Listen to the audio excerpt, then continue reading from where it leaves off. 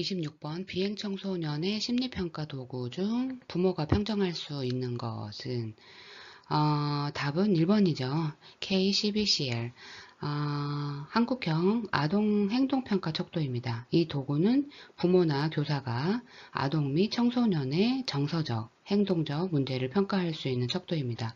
따라서 부모가 직접 평정할 수 있습니다.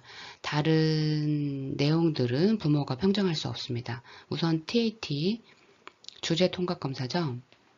피험자가 그림을 보고 이야기를 만들어내는 투사적 검사죠.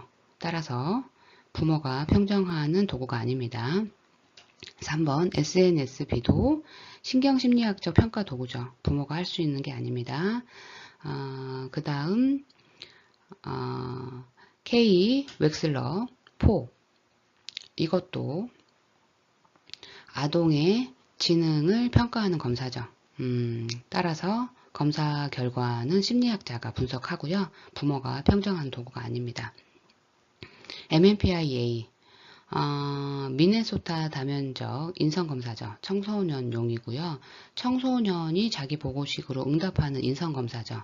하지만 부모가 평정하는 것은 아닙니다. 따라서 부모가 평정할 수 있는 도구는 한국형 아동행동평가 척도인 K12CL입니다.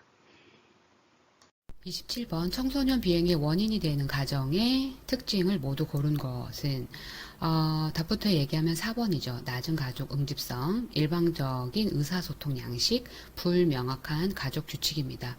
우선 낮은 가족 응집성은요. 가족 간의 정서적 지지와 소속감이 부족할 때 발생하죠.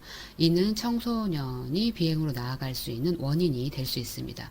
그 다음 일방적인 의사소통 양식입니다.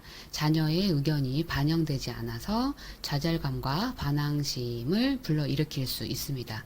그 다음 불명확한 가족 규칙입니다. 무엇이 허용되고 금지되는지에 대한 혼란을 초래할 수 있죠. 이는 잘못된 행동으로 이어질 수 있습니다.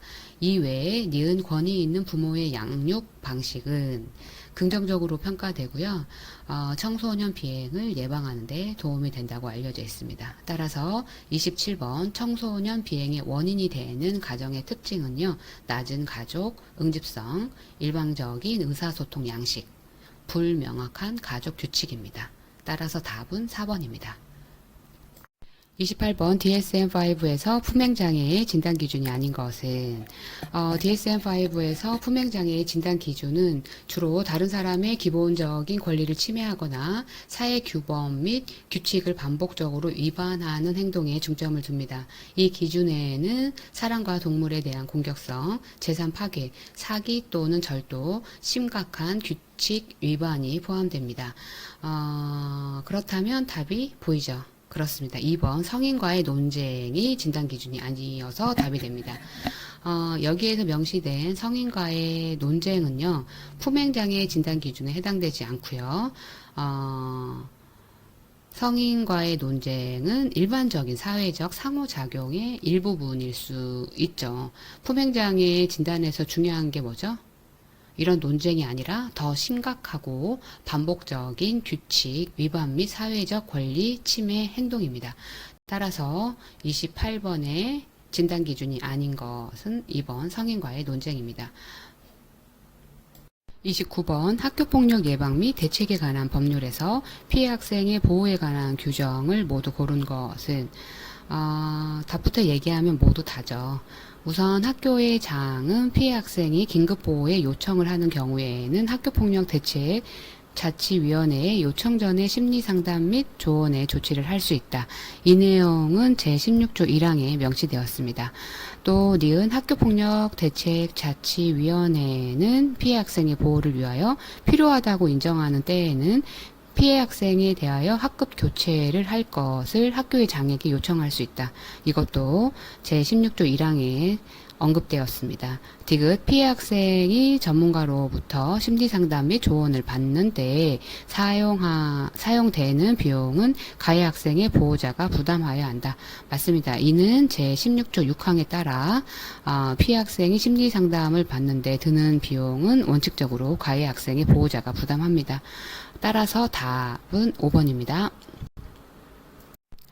30번 학교폭력 예방 및 대책에 관한 법률에서 학교폭력 예방 교육에 관한 규정으로 옳지 않는 것은 답부터 얘기하면 3번입니다. 학교의 장은 학교폭력의 예방 및 대책 등을 위한 교직원 및 학부모에 대한 교육을 1년에 1회 이상 실시하여야 한다.